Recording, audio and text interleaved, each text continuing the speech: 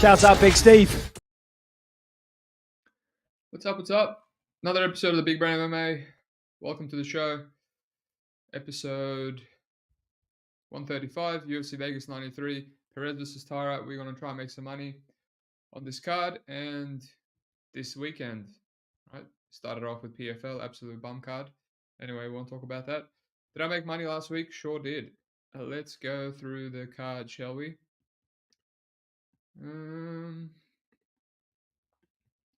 So it's been an annoying month. Obviously, as we know, we reverse swept the ACA. So started on minus 2,000, losing a bunch of tilting bets, and then just breaking even all week. And last week was a grind.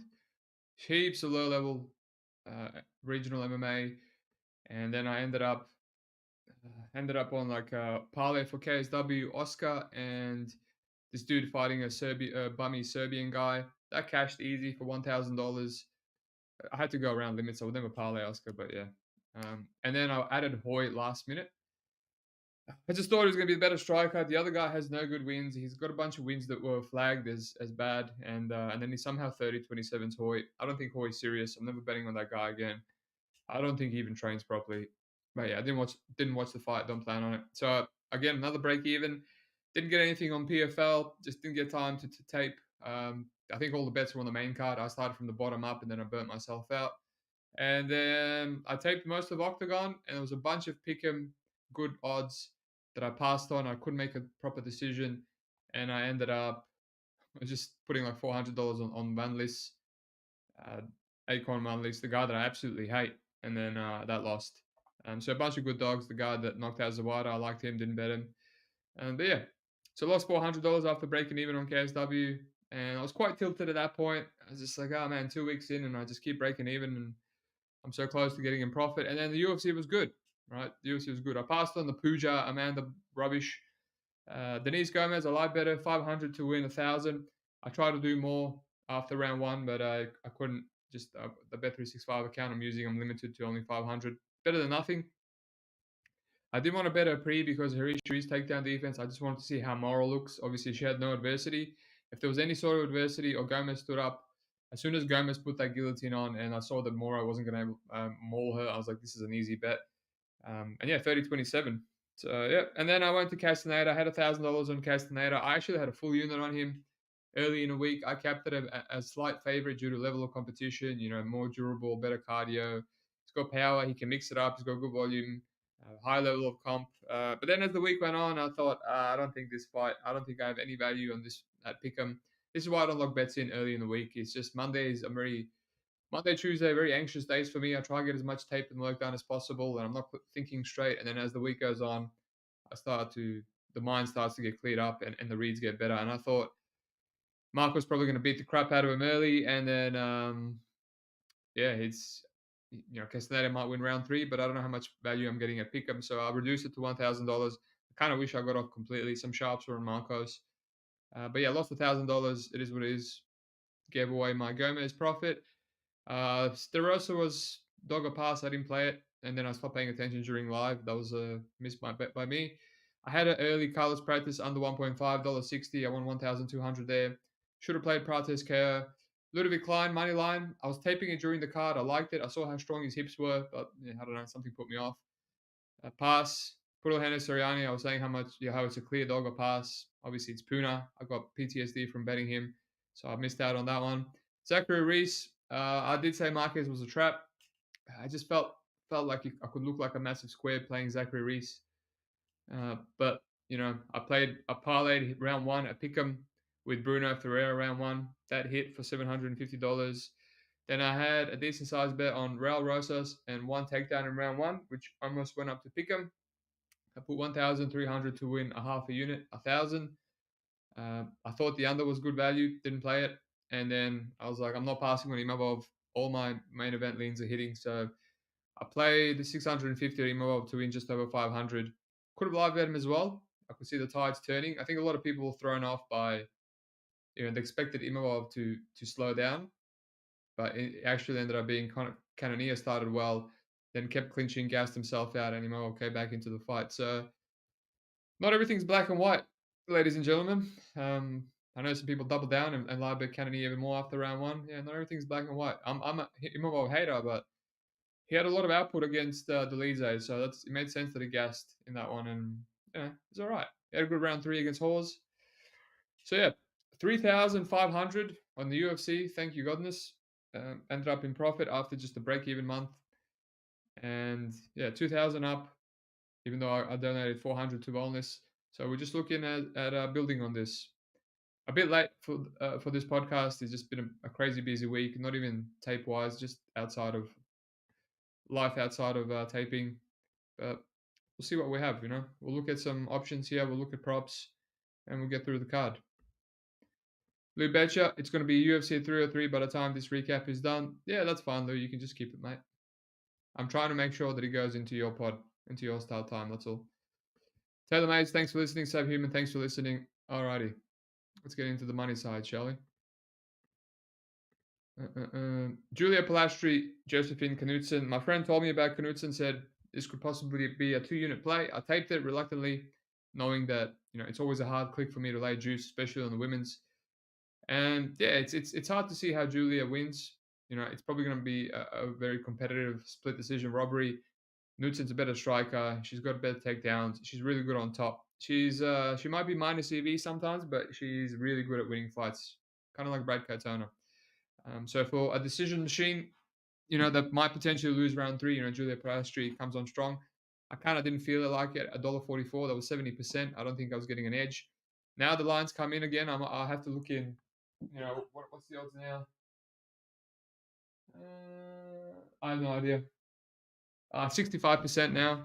Around, yeah, that's a little bit better, but I still feel like I'm forcing it a bit. But yeah, she's Palastri's hittable. She's got bad takedown defense. She kind of reminds me of Gomez, typical Brazilian, quite green, not good IQ. The level of competition after Jasmine, awful girls, and they were just still taking her down and winning. So yeah, Knutson's fight to win, maybe decision, but decision's trash as well. So Knutson or pass. No, actually, it's almost plus money. Someone said it was worse than that, but oh well. Knutson or pass. Charlian Nudenbecki, ooh, that's nice, versus Mel Quizel Costa. I messed that one up though. Yeah, Dogger pass. Dogger pass. I went deep into this one, and by the time I finished, I just kind of burnt myself out, and I lost my reads. Taped too many fights. Basically, Charlian will hit takedowns. Costa has lost these kind of fights before. Gomez on LFA. Originally his takedown defense is solid. We've seen it even against Moises. Good underhooks, good get ups. He scrambles well. He's got solid jiu-jitsu. I think he's a black belt, so he's comfortable, going to those scrambles. He will invert and go for legs. But as the fight goes on, obviously that fight was short notice against Moises. He just kind of slows down and gives it up more. But even against Italo Gomez, round three, a lot less inverting, a lot less scrambling. He still scrambled him up until the final bell, but Talo is a black belt. But yeah, he's giving it up more as he slows down. I laid big money on him against Austin Lingo at Juice, but that was a one-dimensional, boxer that couldn't really get anything off, and he backpacked him there as well. He backpacked Steve Garcia for a bit and then got knocked out. I think he definitely has the better jiu-jitsu than Norenbeki. Norenbeki is scrambling back and forth with TJ and Sean Soriano. I think this is going to be a bit of a tougher matchup for him. Those two guys are bums. But I also think he's improving. He's not as one-dimensional as he was against Josh Kulibau. He's striking with these guys. He dropped TJ. He dropped Steve Garcia. I almost knocked him out. I was on Steve Garcia there. I had a slight aneurysm. But yeah, Steve's the GOAT, as Lou Betcher knows. So yeah, it's a dog or pass. It's just something stopping me. I don't know how Costa covers minus 200 when he will give up takedowns. Shailen really has really good entries. He cuts the corner. He's got suplexes. I think they can both reverse each other. So, it just depends on your risk management because it could be one of those damage versus control kind of things. But maybe a live bet. Maybe a live bet on Shailen, but otherwise it's a clear dog or pass. Subhuman. I think Knutson rolls the decision at high clip, takes some decision and parlay it. Yeah, I agree. It's high clip. It's just, see how much value I'm getting. Jack Kasaragi, Weston Wilson. This is the only bet on my card so far. I played the under $1.70, which is it's like 60%. Without tape. Again, Dave Mason released the odds for the unders quite soon for me, quite early. 9:30 p.m. So I played that. I didn't feel comfortable. It wasn't plus money like the Prates one, but I thought, oh well, this is definitely going to close nice and juicy. And I just taped it before the show, to have something to add to that bet. And yeah, I mean, it should hit. It should hit. Jekka has a death touch. Wilson might circle around, run away, try to negate. And if it misses, it misses. I don't even have. I've got half a unit to win 750. I don't even win half a unit on it. But hey, hopefully it's free money. Nem. Where are you from, Nem? That's a Serbian name. My cousin's called Nem. Let me know. Let me know if you live in Australia. That's everybody's take, but the number's still parlayable AF. Plus, she did good against kickboxers. Yeah, I mean, she should win this fight. She's the better fighter. It should be levels fight. Alrighty. Carly Judas versus Gabriela Fernandez. So a lot of CLV. A lot of CLV on Carly, pardon me. Uh, some people in my Discord as well moved the line. I get it. I get it. She is crispy, as a nickname would say. She's a decent striker. She's a southpaw, in and out. She's knocking out some bums. But whenever she's fought someone decent, Anna Critchfield, for example, and she goes to a decision, it's quite unimpressive and she's quite hittable. You can see that she's green. And, she took on that fight against Anesta quite short notice, I think a couple of weeks on Contender Series. And, she was a favorite there because Anesta looked like a bum on regional, seeing tape, and she still almost won a decision. She was gassed after five minutes, and Anesta just how bad is Anesta? Right. But Gabriella, she's a bit of the same. Another southpaw. She'll rip the body kick. She's got a jiu-jitsu game that she likes to go to. She can be taken down quite easily, and she can do some errors. But she's green. She's had like her first fight in 2021, I think. So a lot of room. Actually, no, that's a lie. But she's had a lot of fights from 2021 onwards. But her first fight was actually 2018 against Yasmin Lucindo, current in the UFC. She triangled her. So I considered maybe the sub here. Carly, she went for a couple of takedowns against Anesta. She couldn't get him. If you can't take Anesta down, that just tells you how bad the wrestling is. I think Gabriella is going to be the cleaner striker. More power, more eye-catching shots, more physical. She's got that grappling to fall back on. She had Teresa Bleda in some triangles as well. But yeah, big step down. Big step down from Jasmine and Teresa Bleda to Carly Judas, who's just should be in the UFC, man. Dana White fluffed this one. He's gonna have to give us some really bad girls to get her to build up her record in the UFC. But do I want to lay the chalk on Fernandez? Not really, not really at all. Here we go, Couch Warrior in here, attempting to be funny for once. Nice try, mate. Good job. Thanks for listening. Name, it's me, Robert. Oh, I changed my name. Nice, mate. Nice. Alrighty. Yeah, it's one of those. I thought as the line moved in that I would be tempted on Fernandez, but yeah, it's still a women's fight. And at least I know what's her name? Knudsen, for example, will grapple to get me out of trouble. Gabriel Fernandez, she needs to go strike for strike against Judas. So yeah, submission is the only thing I considered. Speaking of considering submissions, we got Nate Maness versus Jimmy the Goat Flick. Yeah, no way in hell can you ever parlay someone like Nate Maness at this price. I don't understand why people are still doing it. He's just a middle of the road UFC guy, nothing special. I know Flick is nothing special either, but he has a win over Cody Durden. Like, would Nate Maness win? I don't know. He can submit anyone. He can submit anyone other than Charles Johnson. I'm confident in saying that. And he's had some tough matchups. They gave him Alejandro Costa, extremely hard guard to take down. Charles Johnson, yeah, impossible to submit. But he even took him down. He had a deep double. You can take Maness down with a deep double. Otherwise, against the cage, he's got that tall man defense, good takedown defense. But if Mateus Mendoza can take you down multiple times, then Jimmy Flick can shoot a good entry and dump you on your ass as well. If he's never been submitted or something, then different story. But hey, instant rear naked choke by Tagia, so he can be submitted if you give Flick the chance, he can submit anyone. So retired at line. I get it. If you're gonna play Nate, it has to be by KO. But his KO is worse than -200 as well. But it's almost essentially the money line. I see some people saying that are taking the poke on Jimmy round one sub because that's his path. I mean, come on, mate. Like, you got to watch. If you watch Jimmy Flick's career, you can see that he can get round one, round two, round three subs. He's essentially losing till he gets a sub. He's got a lot of comeback wins. His cardio is not bad or anything. He will fight for your money, even though he's also a quitter at the same time. So it's a bit weird.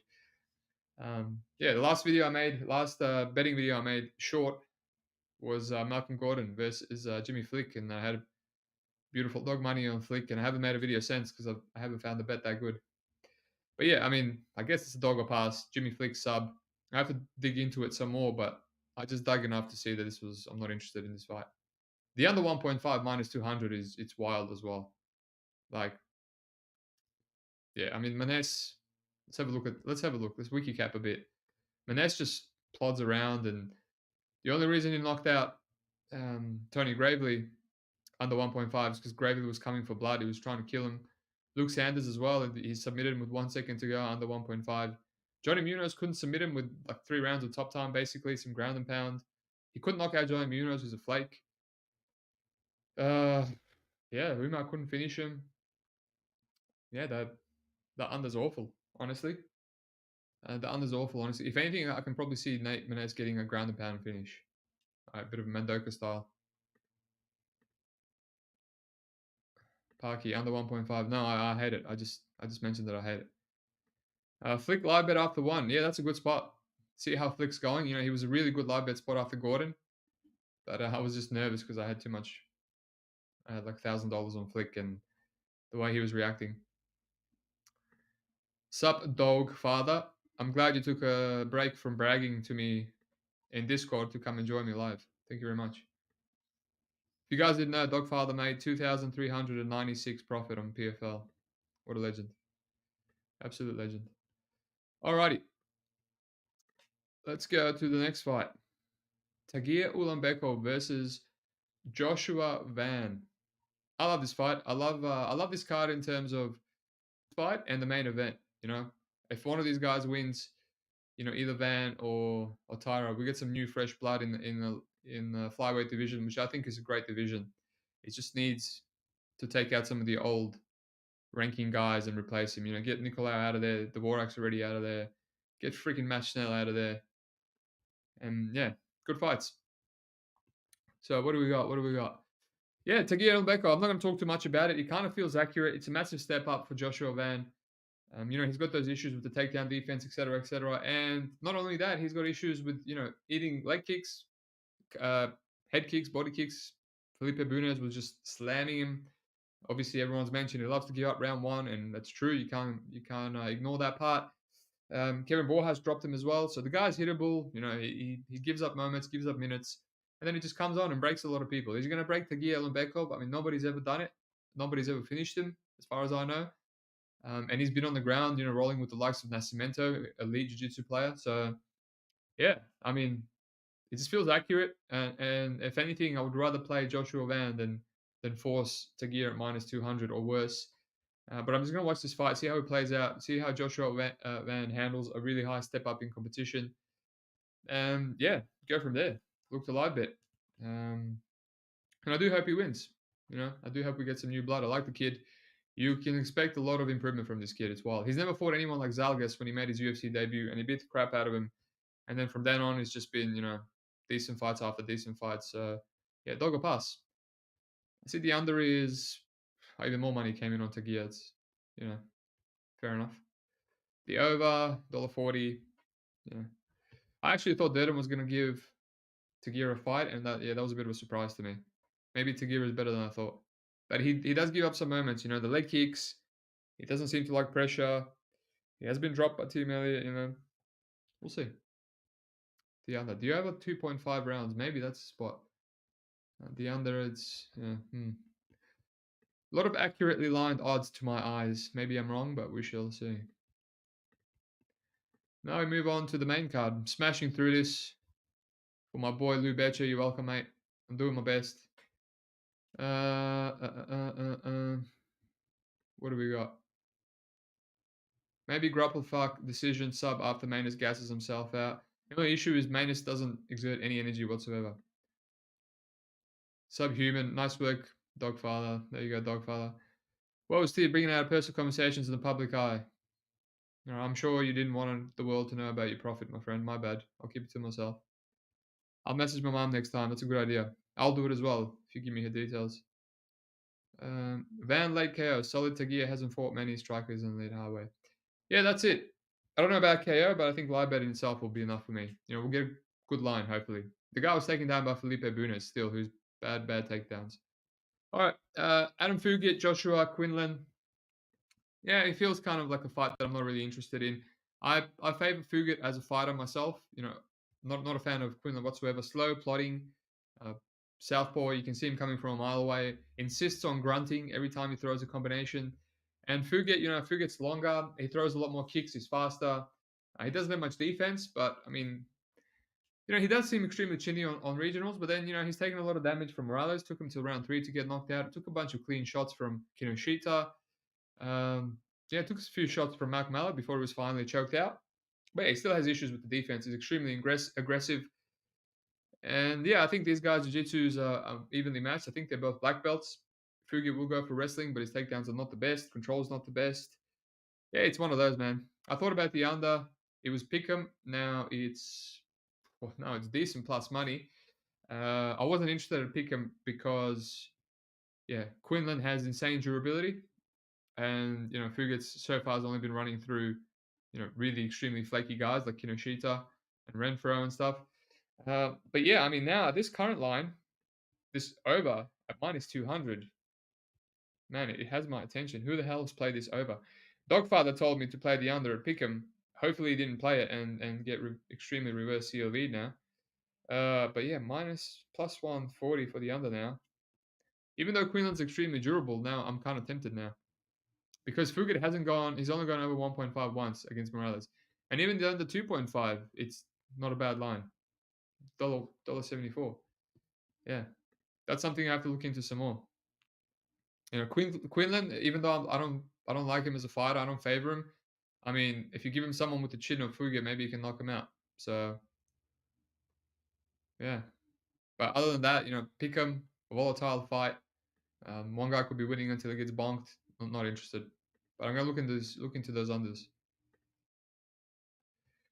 Alrighty, Asu Almabai versus Jose Johnson. This feels like a bit of a rough fight for old mate Jose. He's out there getting taken down a million times by Chad Allinger, who's a short, undersized bantamweight. And then give him Asu, who's just really high level wrestling.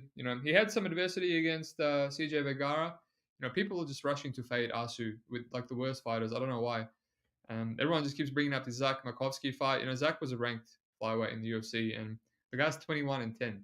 And if you look at his record after UFC, he's only fighting the best regional guys. He beat Josh Salou from ACA. He submitted him in round 3. So high level fighter. And obviously, if you go in a grapple heavy fight with Zach, who's also a grappler, it's going to be a split decision, right? He's not going to get anything off.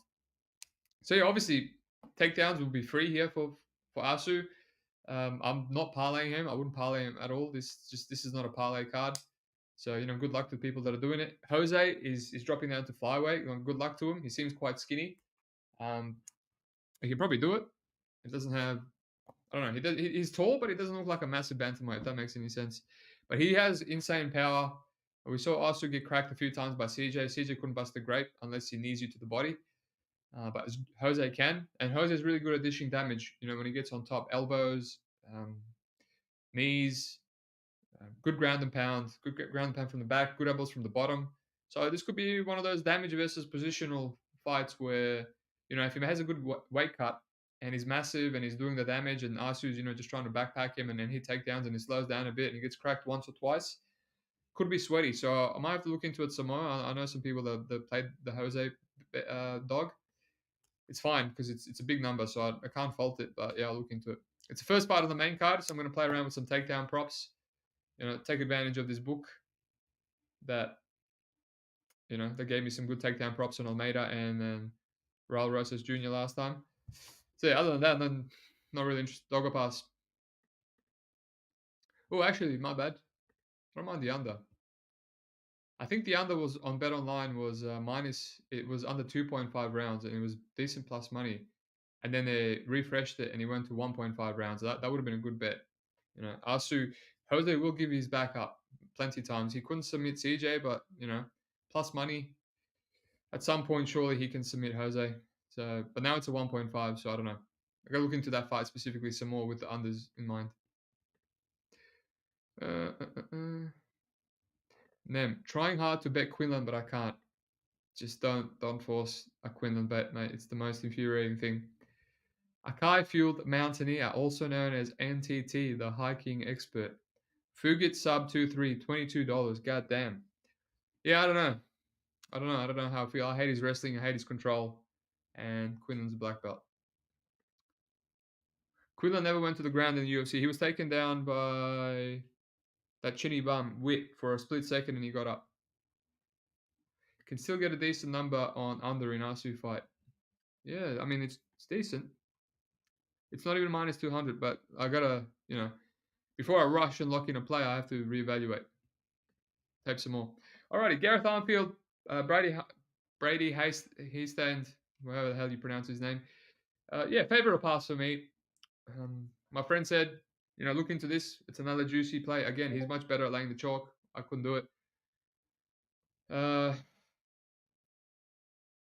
Yeah, Tristan, mate, I just mentioned it's a decent number, but I have to look into it. I got the weight cut.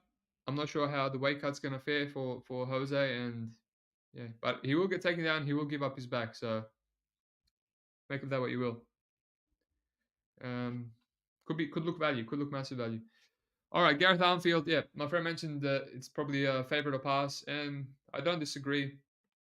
This high state is just I think he's a big green. He's a grinder. He's a grappler. He's got heart for days. I'll give him that. But yeah, just always gets bloodied up. Always gets cut open. Always gets dropped. Every single um, tough fight, he just looks like a war out there. He's bloodied up. He has to rally back in round 3. I will give him credit, even though he's completely gassed and bloodied. He pushes through round 3. Ricky Tercios dropped him a bunch of times. Fernie Garcia dropped him ASAP. I was on him there. I was on Dana Bakary, which he seemed to be a 30-27, and then one of the worst stoppages ever. He seems to be adding like a new layer to his game with his striking. Staying on the outside, throwing kicks. He's always going to be one of those guys that just doesn't really have proper striking. He's going to be throw something just to cover the distance. But yeah, Gareth Armfield's also young himself. He's 27. A lot of improvement. He's always been a good striker. Grappling's always been his issue. Submitted by an armor on short notice. Submitted by Vogel after lighting him up. But yeah, ultimately, I feel he will be lighting high speed up. He beat Brad Katona, which is it's a high level win and it's a step down from Brady. But I will say though, Brady's better at holding the back, getting the back. He's bigger. He's more aggressive. Katona can't hold anyone down for crap unless his name is Jesse Butler. So I'm not going to force, I'm going to force this juicy line. So I'm just going to pass. But yeah, it feels kind of accurate. I can't play high speed Brady when he's going to eat shit in the first round, no doubt. Maybe he won't. The fight doesn't have to play out like that, but that's what I'm feeling. The under, I'm also contemplating the unders, right? A lot of Gareth Armfield's KOs are in the 1.5, obviously Kazama as well. He beat the crap out of him. He's beaten a crap out of a lot of people, Vogel, and couldn't knock him out. And Vogel is almost, by the way, correct me if I'm wrong, isn't Vogel almost a twin of Brady Heistein? Two guys that have no defense, they get beaten up, and then they get the back, they grind out the back and win the fight. Identical. And yeah, Vogel ended up getting his back and submitting him. So yeah, the under potentially has Myers, covers the Armfield round 1 KO. Depends how hard Brady pushes. Maybe we get some more gassing from Armfield as well. Obviously, Katona didn't push nearly enough grappling to gas him out, but you can see he still slowed down in that fight. So the under 1.5 and even maybe the under 2.5 potentially. Alrighty, Lucas Almeida, Timmy Kawamba. I thought I would like this dog or pass. I played Almeida quite a bit. I played him against Truzano at $3 something plus 220, I think. Had a heart attack, just keeps getting dropped, awful defense. Then I played him against Pat Sabatini. I love fading Pat. I thought he could get takedowns, but on tape he's good at scooting back to the cage, good get ups. He's a black belt, good reversals. Pat could rarely finish anyone. I thought he could get up, damage versus control, knock him out. Couldn't do any of that. And then I didn't touch him against Feely, and he just you could tell 20 seconds in Feely was going to knock him out. Just stiff, upright. That's always been his issue. Kwamba, I'm proven, so I'm definitely not laying this minus 200 on him. And, some people say he did well against Oki, sure, on short notice up a weight class. But yeah, he's the cleaner fighter. He can probably land a lot on Almeida there. That defense is a concern. Maybe just live bet it. I don't know. It's one of those fights. It's a dog or pass, but it's like, do you have the goal to play someone like Almeida as a dog. He will, you know, it could be argued that Mike Trizano is better than Kwamba, and then he's going to look like a dog. But Kwamba's also been run through in one of his losses. He doesn't seem to like pressure. He's a bit young. Vogel came back into the fight, started landing on him. So maybe Lucas Almeida live bet, a bit of a less risk. See if he's standing upright and looking like he wants to get knocked out 10 seconds in again. But yeah, Kwamba is definitely cleaner. He can also go for takedowns. Takedowns will be free. So I do agree that he should be the favorite, but just no interest on an unproven fighter like that. Where the hell is this fight? This fight is. Oh, here we go. What's the unders on this one? Another fight where unders and overs, not bad. Kwamba is too patient, but he's dropped some people. He's quite clean. If Andre Fili can knock you out almost cold, then I think Kwamba can do some damage. But also Lucas Almeida is live for a finish too. Under 1.5, under 2.5. There's some good options. I have to do a bit more tape. As I said, wild week. Wild week. Miles Jones versus Douglas Silva de Andrade. I thought I would like Miles Jones, but the more I'm watching, the more I'm taping, and obviously the line got away from me a bit. It's tough. Douglas de Andrade, he's old. He can be a little bit gassy. He can be taken down at some point. He can show bad get-ups, and then other times he shows good takedown defense. But you can't take away that he's an extremely hard opponent. Liron Murphy, Cody Stamen, Sergey Morozov, Saeed Nurmagomedov, all tough fights. He's giving him a fight. Go back in the day, he fought Font, he fought Chito Vera and beat the crap out of him. So tough fighter, man, and he's not showing me signs that he's old just yet. There's a lot of similarities between these guys. They're both gonna. Miles Jones skirts on the outside. Douglas just stands in the octagon and feints, waits for counters, and he blitzes him with a body head. I think this is going to be low output, close affair. We're both getting moments. Miles Jones, I think, hits harder. I would say he has the better chin. I think it's underrated. He hasn't really been finished much other than John Castaneda. A lot of people just keep trying to fade Johns, myself included. I got roped into the Gibson bet, even though I said I hate it. Gibson looks washed. Because it's just what happened in the Castaneda fight, but Castaneda is a different animal. I know he looked like crap last time. His Mexican chin, he can just keep coming forward and tanking damage, which is what actually gassed out Miles Jones, but no one else can do that. Andrade can't do it. And everyone else that comes forward and tries to tank damage from Johns, everyone, Agueda, Gibson, they give up moments. And then Johns ends up going and winning a 30-27, even though he's barely thrown anything, right? So it's one of those. I think he can hurt Andrade. Andrade was dropped and almost finished by Cody Stamen, right? And Morozov as well. I mean, if you're getting dropped and finished by Cody's pillow fist Stamen, then I don't know what to say. I guess it's Johns or pass for me. He can also hit takedowns, but yeah, Andrade. If anyone's gonna finish Miles Jones, Andrade, I feel like Andrade should get that blitz and get him out of there. He's a really good back taker too. He had an elite back take on Liron Murphy, and obviously the Sergey Morozov fight was his second ever submission out of 29 wins, which is wild because his jiu-jitsu looks solid. Even the Saeed Nurmagomedov fight, he was giving up so much volume and he lost to 29-28. And even in round two, Saeed kept dropping to the spinning back fist. So yeah, this is a wild binary fight. It's going to be just explosion and blitzing in and two chins that are untrustworthy. So yeah, pass. And the other just feels like a trap.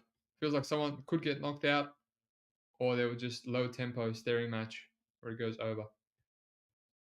Oh, but the big numbers though. Oh, jeez, big numbers. Hold up, boys. Big numbers on the unders. Maybe. We'll have to look into that one. Some more unders. What do we got for comments? Hello, CrossFit. Oh, it's Gregory Lee. He's come up with this joke that I train CrossFit because I do mobility strength with the coach and I guess jiu-jitsu. So I'm a CrossFitter apparently. Even though I hate CrossFit. The under 2.5 makes sense because he did try hard to finish CJ last time. He did. And he ran through Ode Osborne. I'm locked in, currently in Philippines on vacation. Let's go. SC for all. Always locked in. I'm feeling kind of locked in too. I think doing other stuff outside of gambling has kind of made me, when I finally do tape fights, I'm all in instead of just cramming 7 days a week. All right, Alex Perez versus Taira. As I mentioned, love this fight. Love it for the division. Hopefully Taira wins. But I do love Perez. He's yeah, he's a tank. He's a tank. Good wrestler, comes forward. I mean, he's extremely durable, even though he has that weird loss to Benavidez. Yeah, good takedown defense. Almost beat Mokaev. Good power. Big for the division. Um, yeah, I can't wait for this fight to finish, just so I don't have to think about Perez and how I passed on that easy money against Nicolau for some reason, even though I liked it. But yeah, this fight, it's tough to get a read. I get this feeling that Taira, he's going to give up some moments. He always does. He gets knocked down, he loses position. He might struggle to take down Perez early. I don't know how he's going to handle the power, the leg kicks of Perez. This is going to be, it could potentially be a shock to the system for him, early at least. But I just get this feeling that, he can rise up to the occasion. It's hard to ignore the fact that, Perez has been submitted a bunch in all his losses. And this is the perfect archetype to do it. I also don't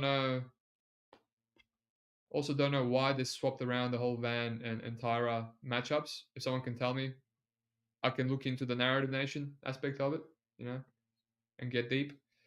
But yeah, I can't play minus 200 on Tyra. And I don't know. I don't have. I'm not feeling it. I'm not feeling it. I have to go deep if I'm actually going to lock in Alex Perez. I think he has the cardio for a 5 rounder. I don't know about Tyra. Although when he has gone 3 rounds, he seemed completely fine. Yeah, looking through his record here, yeah, that's the thing. You don't have to really take Perez down. You can just jump on his back like Pantoja. Tripped him and then jumped on it. Yeah. I think he can get takedowns as well on Tyra and stay safe. But it's playing a risky game. Yeah. Dog or pass, I guess, but I'm gonna live bet this one. I'm gonna live bet this one and jump on Tyra when he gives up some moments, when the odds close in. I feel like they will. When he gets competitive, and then I'll hope for Tyra to bring it out in the later rounds. The unders, under 3.5 might be a play. All right, that's it. Thanks for listening. Like and subscribe. Let me go through the card. Knutson or pass, easy. Shalian, easy dog or pass. Have to reevaluate. Jekka Sergey, should go under 1.5 rounds, but obviously it's juiced. Let me see what Jekka round one is. Jekka round one, Jekka round one. Oh, wow. Not even plus money. And round one KO is barely plus money, but it should happen. I think Jekka hits harder than Silva. Knutson, that's it.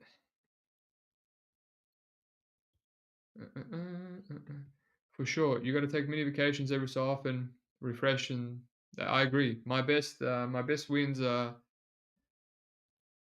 when I'm in Europe, but I can't go Europe this year. So let's see how I go with no vacation. Might be brutal. Interesting fight, Lean Perez to keep it on the feet and make it close. Well, can you do it for 5 rounds, Parky? That's the issue. I took some Perez 165. Don't feel great about it, to be honest. Greg Lee, trying to be a funny guy. You eat dinner with a knife? Yeah, anyway.